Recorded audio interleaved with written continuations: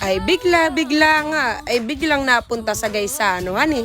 Hi, helloin mo buhay, I am Mama Mens. Ay bihira nyo nga lang akong makikita ng umaga, kaya nga ako hindi na nga nababati ng asawa ko ng good morning. Ay dahil nga hanggang madaling araw nga ako nga ay gising pa, kaya nga tanghali na nga po ako bumangon dito sa may amin. Ay chinecheck ko nga muna riyan ang aking suot kung okay ba naman pang alisan eh. Ay sa tingin ko naman ay pwede na, kaya nga hayun, umarya na si Mama Mens kasama nga ang aking nainay. Dahil nga wala pang ang laman ng kanyang ang dala-dala, ay talagang siya nga muna ang pinagdalakwan eh. At pagkadating nga namin ng Pritila, hindi nga kami naghintay ng matagal, at pagkaano nga po ay dumating na nga po ang Bangkang Ruiz ng Barangay Bombong. Ay si Boss Da nga ay nagbibideo pa nga riyan sa akin, at sabi ko nga ay 6-7 nang maalala ko na aba, yung nga palang cellphone ko ay nasa kanya eh. Ay sa sobrang ulyanin ko nga ay madalas ngang maiwanan ko ang cellphone. Isang beses nga ay umalis ako at saka sila ako sumakay. Ako ay kinakabahan pa dahil pagtingin ko nga sa bag ko ay wala nga yung cellphone ko. Ay yun pala naman ay naiwanan ko nga sa amin sa kakakape. Ay 7:30 or 7:40 siguro ng umaga nang kinuha nga itong video na ito. At kung mapapansin nga ninyo ay napakainit na agad. Ay papunta nga kami riyan ni nanay sa may palengke para nga bumili ng kanyang mga panindang gulay at pangkain na rin. Ay si nanay kasi ay mahilig nga pong magluto ng mga ganyan-ganyan sa amin, at talaga nga ako'y lumakit na sanay na mga ganyan po ang aming kinakain sa bahay. Ay nung una nga ay hate na hate ko nga po talaga ang gulay, pero ngayon nga po na ako ay 30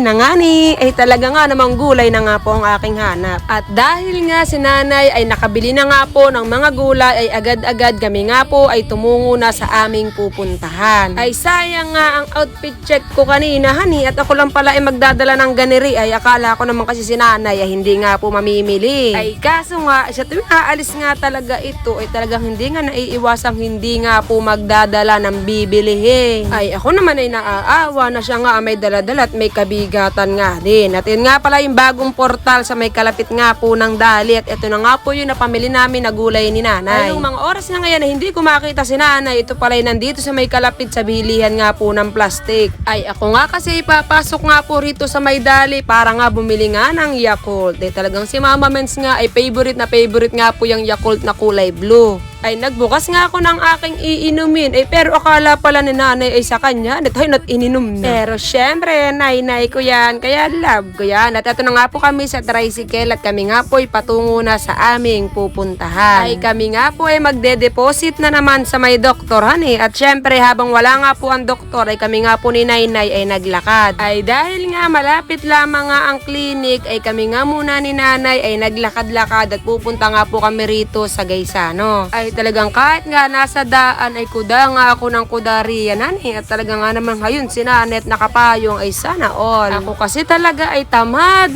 nga pong maglalabit ng payong dahil nga ako'y ulyanin. Lagi ko nakakalimutan kung saan ko pinatong at iniwanan. At finally nga ay nandito na nga po kami sa may Gaisano, capital. Ay akala ko nga ay tapos na nga yung pamimili namin sa may palengke, ay hindi pa pala ni. Ay kami nga lang kasi ni nanay sana ay kakain nga muna ng umagahan dahil hindi pa nga po kami nag-aagahan ng mga oras na iyan. Ay pero dahil nga negosyante ang aking nanay, ay talagang inuna pa nga rin namin ang pamimili bago nga po kami kumain. Ay kagaya nga ng una, ay syempre tayo pa nga rin ang tagadala ng kanyang pinamili. Ay kung pwede nga lang na hindi na nga mahirapan si nanay, ay talaga nga naman ako na magdadala. Namiss ko nga yung inner child ko, kaya nga kumuha po ako ng Wiggles.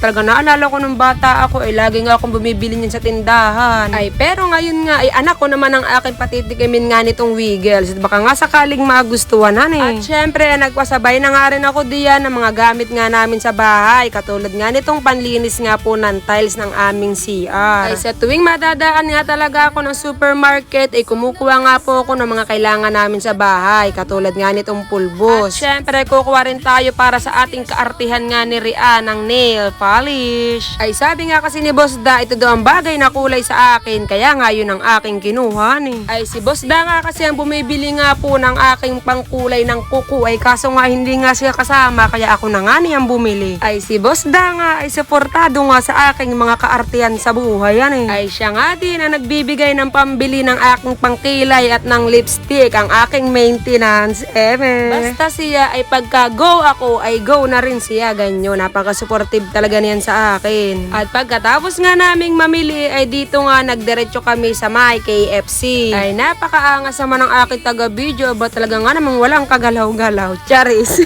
Ako lang ay natutuwa rin sa aking nanay hanit. Talagang napaka-supportive nga rin sa kanyang anak. Ay diyan nga hindi na nga ako makabukas ng pintuhan dahil nga sa aking mga dalahin. Ay bago nga ako nag-order diyan ay humanap nga ako ng aming pwesto. Ay ito nga yung pinaka-favorite ko ng pwesto dito sa may KFC. Pagka nga walang nakaupo dito ay talaga nga namang agad-agad dito nga po ako nagtutungo. At syempre si nanay nga din ang taga-video ko pa rin. At ayan nga po dumating na nga po yung aming order. Ito nga pala yung in-order namin, 2-piece chicken at saka nga po itong may soup. At pagkatapos ko nga ang ilapagriya ng aming pagkain ay kumuha nga rin ako ng kutsara at tinidor para nga kami makasimula ng makakain at makabalik na nga sa aming pupuntahan. Ay kami nga ni nanay ay napagkakamalan ngang magkapatid lamang dahil nga ang samahan nga namin ay para rin kami ng anak ko magka-close na magka-close. At dahil syempre content creator tayo ay konting video nga muna At pagkatapos nga namin kumain ay syempre agad-agad kami nga po ay lumabas na rin. Ay pumasok nga kami ng maaraw ay lumabas kami nakatitigil nga lang ng ulan. At pagkatapos nga namin ay syempre tumungo na rin agad kami ng Binangonan at eto nga si nanay at namili na naman kami At meron nga palang bagong shortcut nga po patungo sa may palengke. Ito po ay sa tagiliran ng Dali.